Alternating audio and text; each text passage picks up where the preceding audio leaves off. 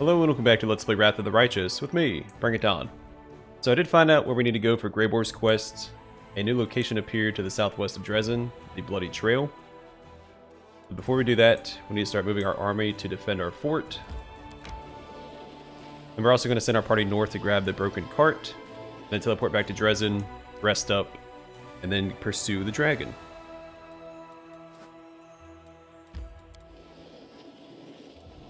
And once Greyboar's quest is done, we'll probably do Regel's quest. It's not too far from Dresden. Alright, so the broken cart. This cart has fallen onto its side and is missing a wheel. Inside of the cart, partially concealed by a burlap cover, something gleams. I think cheese and eggs gleam, but maybe I'm eating the wrong types of cheese and eggs.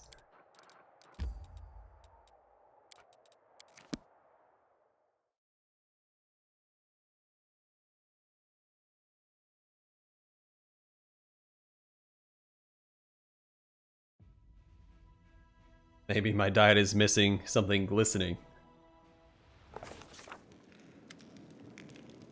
Lann rubs the reptile side of his face, picking the scales with his claw. That's it, Commander. I can't do it anymore. I'm not a chief. What happened? I can't handle it. I thought it'd be my people crying to you, but it turns out it's me. I just don't know how to make the right decisions.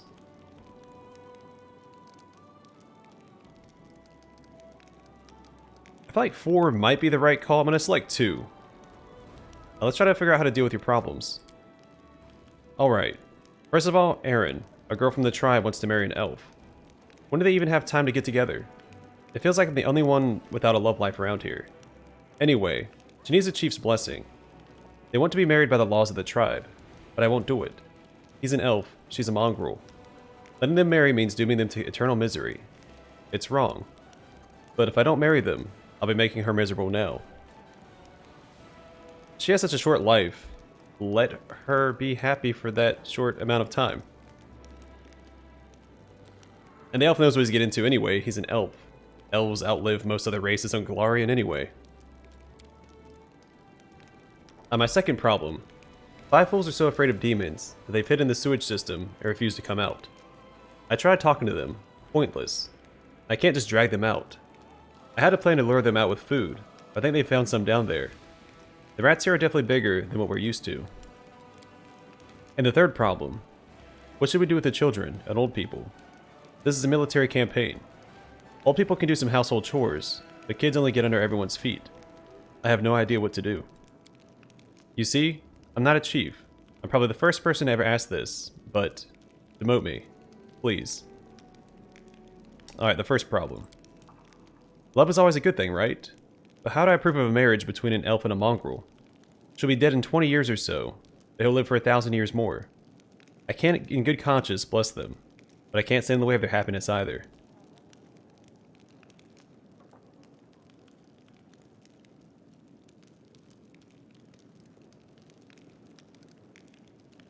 You let them get married. They're adults and can choose their own fate. Sounds like a plan that should at least be considered. Darn it. I was hoping my problems were unsolvable. The second problem. I think maybe I should just throw a barrel of powder into the sewers and light the fuse. It's the only way to get those cowards out of there. But if I do that, then you'll get another fuse. I don't think I'll like where you stick that one.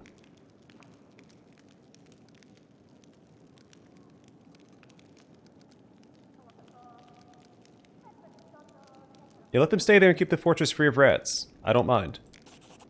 That easy, huh? But maybe it could really work. Fine, I admit it. I just didn't want to think about all this. My head is spinning. The third problem. For some reason, I never thought the entire tribe would come up to the surface. I never pictured the warriors up here. What do I do with the rest? I guess we could use the hungry infants to deafen the enemy. They scream so loud you can hear them behind the walls of Dresden. I can't think of what to do with the others.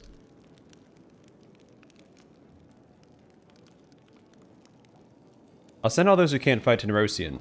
They'll be taken care of there. I'll still worry about them. I guess that's what it means to be chief, right? Nothing to it. Here's a lesson from one commander to another. Don't be afraid of making your own decisions, but know that you can always talk to me. Land size. Alright, lesson learned. I'll try to be as good as you. That's kind of conceited of me, isn't it? I'll try to be as good as you. It's not the poor folks' fault they got stuck with the most useless chief in all Golarion, and maybe the adjacent plains too. A chief who is extra planary bad, I'd say. Alright, actually, yeah, let's do some building.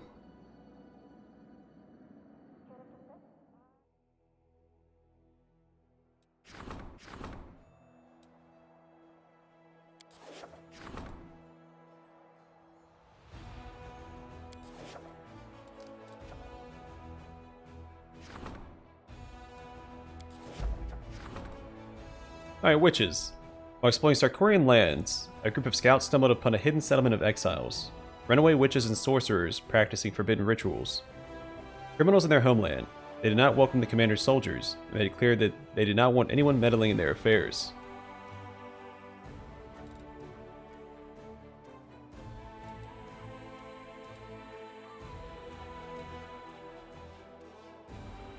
Yeah, we'll just establish trade to the settlement, let them retain autonomy, and we also get a benefit. No matter how sinister rituals the witches perform, they're not enemies of the Crusaders. You can trade with them. Then after the war, whoever wants to take care of it can.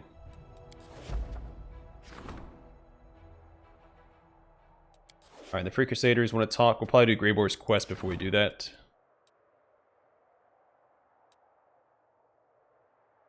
Oh, can I just teleport there? Maybe we'll take care of that first.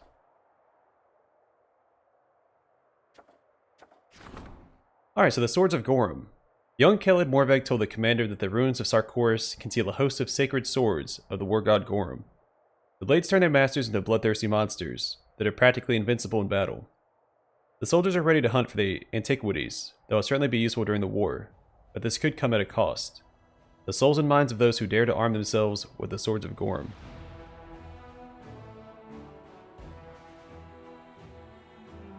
So all trainable mercenary, infantry, cavalry, and grand tier units get +2 bonus to attack, +10% bonus to damage, and a -2 penalty to AC and initiative.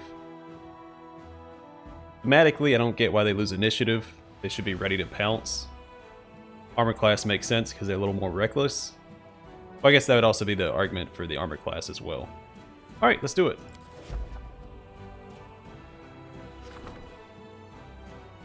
Alright, enchanting the Crest of the Fallen Knight. The skilled craftsman can do some work on the relic. Sure. A Bell of Mercy. A holy relic of Desna has been found in the ruins of the fortress near the Green Gates. The chime of the bell, ringing out once more after many years of silence, will fill mortal souls with faith and hope for victory. But extracting the holy relic from the ruins and taking it to Dresden required the combined efforts of an entire unit.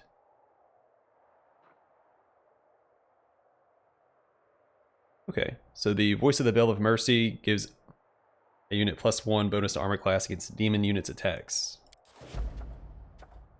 Which is mostly what we're fighting, so... Alright, so that one should be done. I think this is done as well.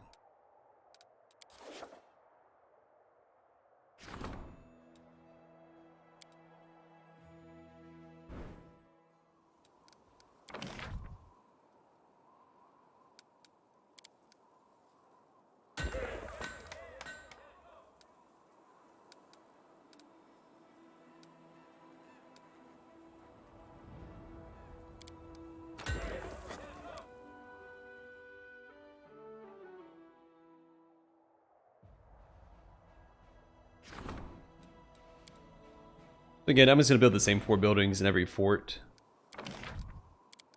And it makes the most sense. Garrison barracks. Well, the stables might be worthwhile.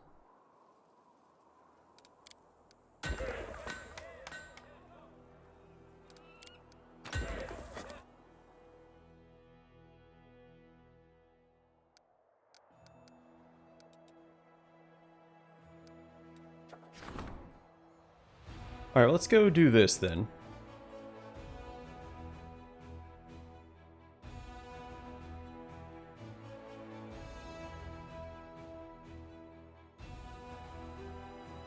We'll put off Greyboar's quest once again. In my defense, I did finally start it. Oh, never mind, it didn't teleport me to... I'll go ahead. Wait.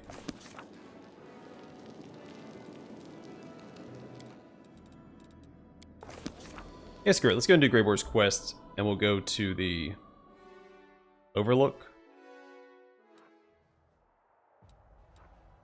later.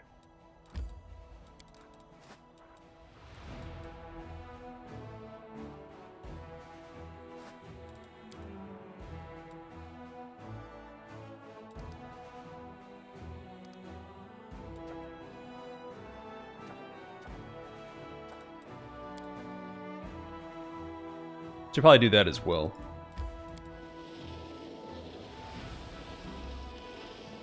Wait, did I rest? I did not rest.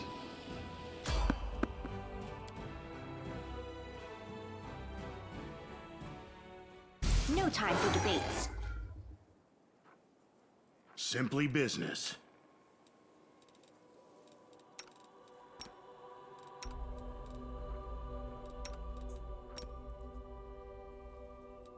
That might be a little problematic. Are we corrupted?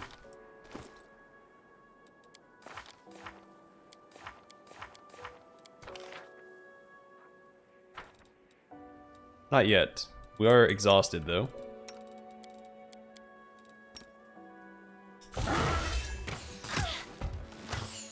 Let's try this. This condition is national. See that?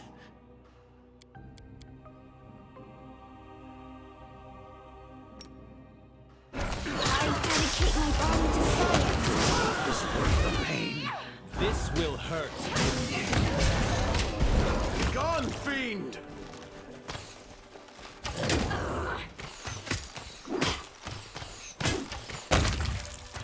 Alright, considering the shape we're in, that went pretty well. Alright, let's go fight a dragon now.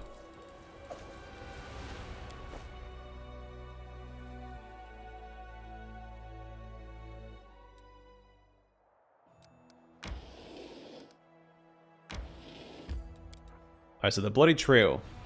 The ground is drenched in dragon's blood, dried but still visible. An injured dragon has been resting here recently. Gonna rest up before we do this.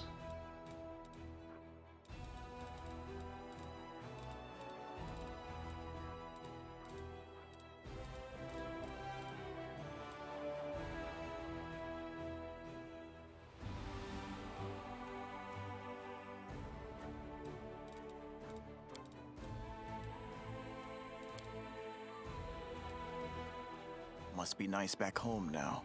I bet my niece is growing so big. My family. I miss all of them so much.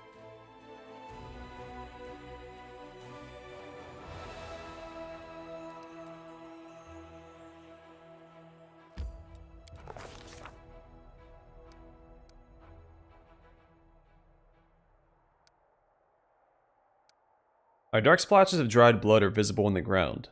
Its foul, pungent scent awakens the predatory instinct of the hunt.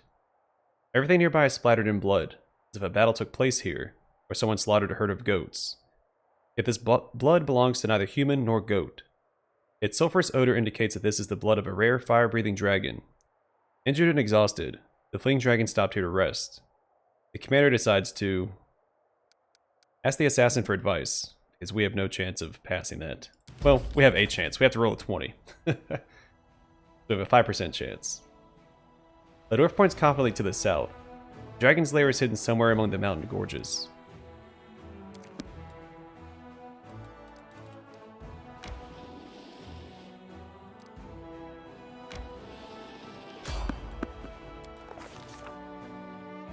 The commander and his followers are traversing the mountains, trying to track down the female woundworm, hard to say, that has lately been wreaking havoc around Dresden. The dwarf leading the party approaches the edge of the cliff and points down to the ruins of a tower built upon the rock 300 feet below. Its very existence raises a number of questions. Who would dare to build a tower here, so close to the demons? Why were they erected here, at the bottom of a canyon? An expert analysis of the tower structure provides the answers. Numerous features of it in its design indicate that the building dates back to the golden age of the Aslanti Empire. It is several times older than the World Wound, and was originally constructed on top of a mountain, before the Cataclysm changed everything. The tectonic plates shifted, causing the tower to sink to the bottom of a newly formed canyon, and the mountains rose up around it like the jaws of a predator, ready to snap shut and bury it beneath the rock forever. The ancient ruins have been abandoned for ages, barely visible amidst the steep cliffs.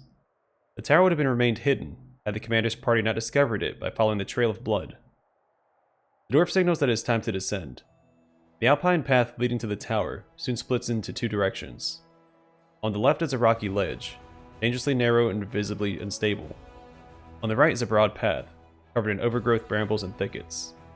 There are many poisonous plants in these mountains, some of which are so dangerous that merely touching them can lead to numerous adverse reactions. These include, but not limited to, migraines, disorientation, vomiting, hearing and vision loss, paralysis, and even death. The commander assesses the risks and chooses a steep and dangerous path to the left. The commander decides to take the path to the left, which descends steeply down at a dangerous angle. The loose stones along the ledge are treacherous and unstable, and one wrong step could cause a rock slide. It is a task for either a person of outstanding acrobatic talent, or someone attentive and cautious. Whoever leads the way will take on the greatest risk. The commander sends his most agile companion to lead the way. Predictably, the path that's been chosen is full of dangers. Lann makes a dangerous leap, dislodging the stones beneath his feet. He comes dangerously close to falling, teetering precariously before managing to regain his balance. Having witnessed such a near tragedy, his companions watch their steps more carefully, and the party navigates the remainder of the perilous trail without further incident. The path comes to an abrupt end. A recent rock slide has destroyed this section of the trail, leaving behind only a few footholds for those brave enough to attempt the crossing. The commander's allies hastily tie themselves together with rope, hoping to prevent a fall if anyone loses their footing. The dwarf silently indicates his mountaineering equipment. If they choose to climb down the mountain cliff, they'll be able to get back onto the path and avoid the dangers ahead. The commander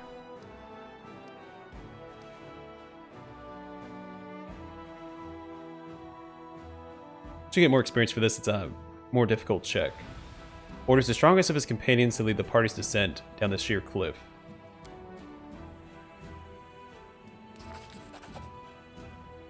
Assisted by their training and combat experience, the party climbs down slowly and steadily. Lann does not panic or make a single mistake, as he skillfully leads his followers through the treacherous terrain. Eventually they reach a secure rock ledge. With a cry of warning, the dwarf points to the sky. Giant birds of prey circle ominously overhead. Their beak morphology indicates their carnivorous nature, and their large size suggests that they consider the commander and his companions to be prospective prey. It is common for them to fling their quarry against the cliffs, and then feed on the carcasses. With ear-piercing shrieks, they swoop into formation and dive down to attack. The commander gives the order to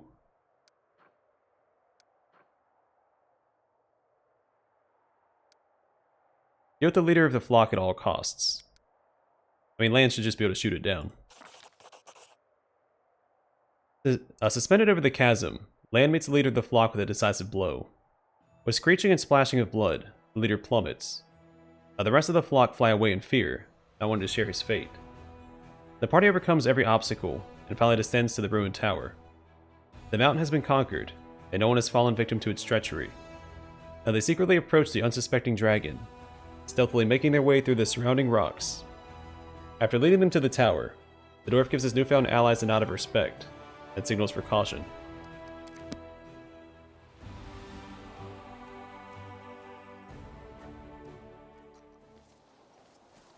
I am prepared. No reason to pause. I know what to do.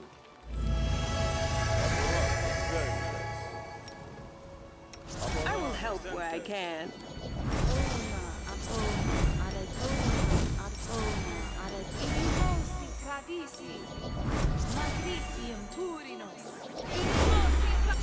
Let me help.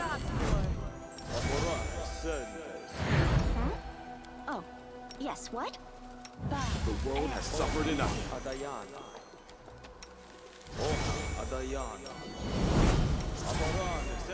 You require my unbiased opinion?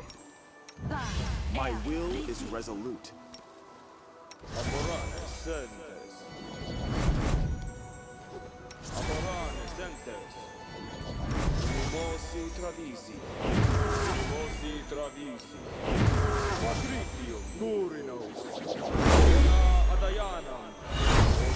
Really only need fire resist here, I think, but I'm gonna go ahead and cast all of them just in case.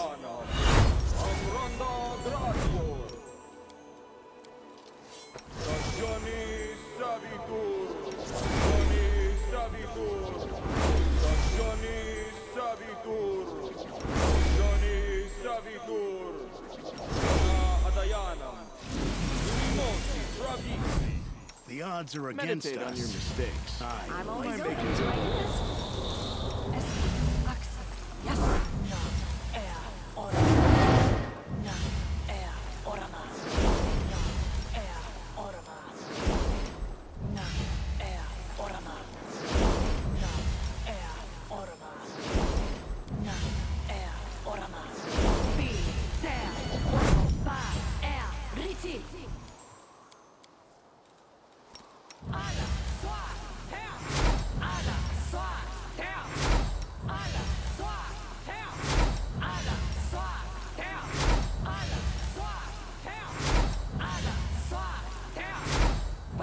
I'm all ears. Anything else?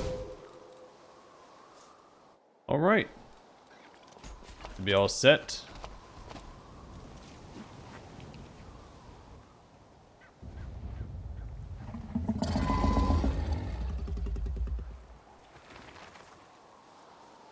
Try to get as close as we can to the dragon without making any noise. We'll take it by surprise. A Greyboar whispers approvingly. We've crept up on the toothy old lizard without her noticing us. It's a pleasure to work with real professionals. Let's get a little closer so we can attack when she least expects it. The dragon looms over an old elf, her vicious teeth bared in an angry snarl. You recognize his face. He's called the Storyteller. I know you're in league with those little parasites who wounded me. They sent you to spy on me. They thought I wouldn't crave the crunch of your old bones. Ha, they were wrong. I've always had a special liking for the taste of elven flesh. But I do love to play with my food. What can you offer me in exchange for your pathetic life? Perhaps I won't kill you if you manage to impress me. Storyteller is as pale as a ghost, but he stands strong and doesn't lose his nerve, though his voice trembles slightly as he speaks. A story. Stories are all I have, but some of them are priceless, more valuable than any treasure. This I can offer you in payment.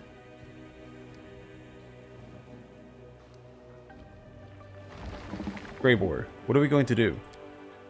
The dwarf looks at you excitedly. Let's wait for the right moment to attack. This old man is distracting the monster, and we can use it to our advantage. He's one tough old fellow. Anyone else would have been crapping bricks by now. Maybe it's because he's blind. He just can't see the intimidating size of her teeth. Her teeth are really huge. I want big teeth too. When I grow up and become a big scary dragon, I'll help all the poor old people instead of eating them. Iva makes a noticeable effort to lower her voice. She seems to enjoy this game of hide and seek. Stay quiet and wait for the right moment to attack. I'm not worried about the storyteller. He's not going to get killed. I have a peculiar item on me. Its previous owner was quite sinister, so I think you'll appreciate this story. The storyteller produces a small bundle from his bag and opens it to reveal a golden signet ring. As he holds it up in his shaking hands, the old man's voice suddenly changes. His tone grows shrill and angry, taking on an exaggerated quality, as if doing a mocking imitation of someone else. Everything in this throne room is so cheap and vulgar. Jumanji Aldori knows nothing about luxury. Another sorry provincial excuse for an aristocrat. Yet I still must bow my head and smile politely at these sword-wagging half-wits. Oh, this is Tartuccio's ring, I bet. These poor souls have never known anything more luxurious in their life than this rural parody of a palace. I must convince them that I am at their mercy. Ah, soon they will all beg me for mercy, but I'll see that they are given none, or my name isn't Tartuccio. Ah. Look at these foolish idiots who want to become a baron. What a parade of louts. A whining, bumbling boor, more beard than face, who drones on and on. An insolent, unwashed wench, carrying around a dull gardening tool as her weapon of choice. An undead sadist, carrying an endless amount of emotional baggage from her childhood. She's actually alright to be fair, but as for the infuriating halfling who never shuts up. I long to take that little journal of hers and shove it into a blabbering mouth so she'll choke on it and be quiet. A worthless creature who clings like a limpet to someone far more important. My greatest rival. A dark horse. Well, consider this entire performance dedicated to you. The old elf is out of breath, and his diminishing voice becomes harder to discern. Yet continue to wait for the right moment. This night will be long and bloody. The mercenaries will storm the palace and kill this useless rabble, hopefully starting with all my rivals. But they won't touch me, for I possess a token of immunity. A ring with King Aravetti's personal coat of arms. After all, it is I who must lead the expedition into the Stolen Lands. Not for stupid titles or glory. Oh no. Ha. Imagine becoming that fool Jumandi's bootlicker till the end of your life. No, my precious, witless little soldiers will procure something a lot more valuable than a barony in the middle of nowhere. Something precious is hidden in the Stolen Lands. A wooden sword created by someone who is truly powerful. Nothing like the pathetic scraps of metal worn by these pompous outdoorsy simpletons. No, it is a true instrument of fate. It's a pity I don't know how to use it myself, but King Aravetti will pay me an obscene amount of money for it. Fortunate enough for an eternity of endless debauchery. Not to mention the little bonus he'll give me for Jumandi's venture collapsing, like a house of cards. Merely a trifle, really. Barely buys you a palace in Absalom. And then... Oh, Callistria. The stingpot with the sword has started flapping her jaws again. Why can't she just shut up? Her manners are worse than a kobold's. Be careful now, Tartuccio. Don't let anything slip about Jumandi. I hope this loudmouth gets stabbed tonight. The storyteller's voice grows loud and sharper. It's not like you're being kept prisoner. If you don't want to wait, you can always return to the mountains, or whatever other place you crawled out from. I especially advise you to do so if you don't know who the Outdoorsy Sword Lords are. The dragon keeps quiet. Finally she speaks, her voice loud and demanding. How interesting. What happened next? Gribor tenses, ready to spring. He wastes no words. She's thinking.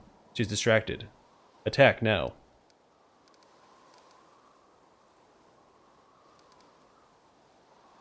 Now the dragon. At last a worthy opponent. Witness my prowess in battle, Gorham. I dedicate this victory to you.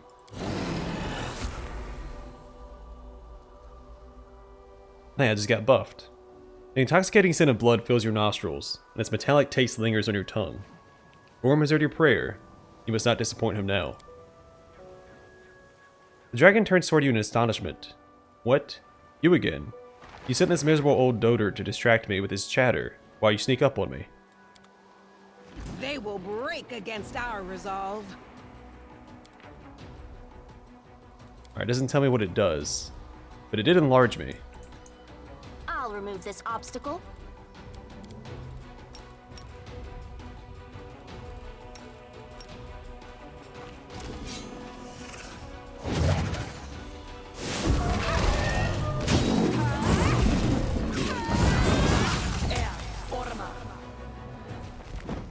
I didn't even get to swing my spear. Don't let the dragon get off the ground. We'll set everything on fire.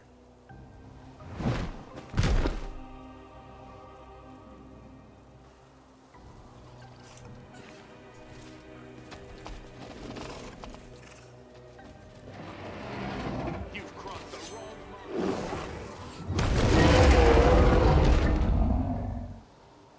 That was a bit of a joke.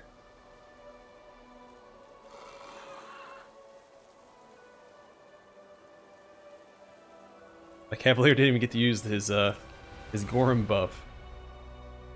A Graber looks with satisfaction at the surrounding carnage. That's a job well done. You can use her head to decorate your tent. I'm going back to Dresden. It's been a pleasure working with you. I think we should continue working together. I'm ready to offer you my services. As you can guess, a full contract will be more expensive than a one-time job. I think 12,500 gold would be a fair price. The dwarf nods politely.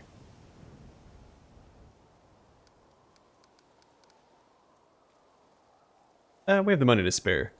I think your services are worth more than that, so I'm willing to double the price.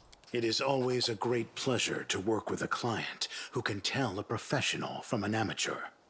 It's rare these days to find someone who appreciates high-quality work and is willing to pay for what it's worth. I think this is the beginning of a long and productive partnership. Mostly because I really like his voice actor. I don't want him to go anywhere. The dwarf looks at you in surprise, and he takes a puff of his pipe and grins.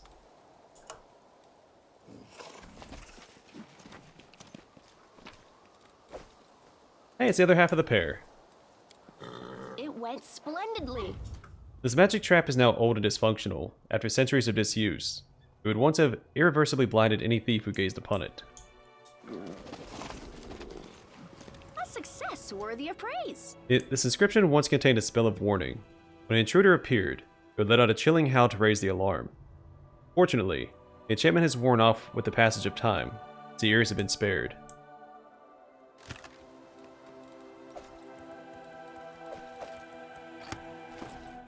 Bracers of Abrupt Onslaught.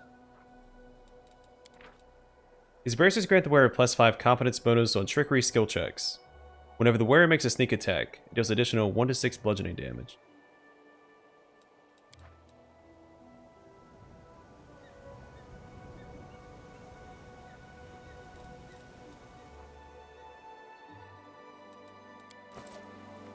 I'm trying to think who that would be best on. I mean, I guess it would fit Greyboar. A success worthy of praise. This inscription is written in an archaic elven script. You recognize the word stranger's home, I see you, and I implore Calistria. It appears to be some kind of protective spell against thieves, but has lost its power over the years.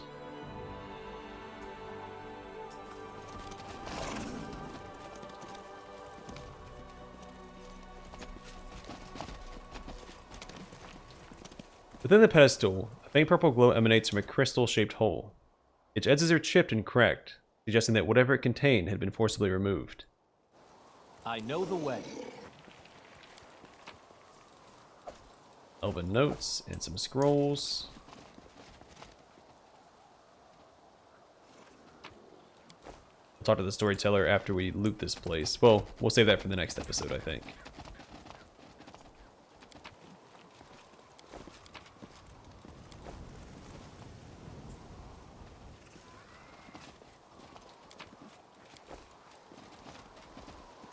To the As it ruins. should be. We'll hold off on that for now as well.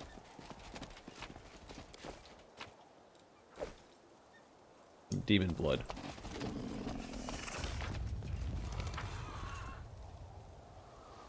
Something over here.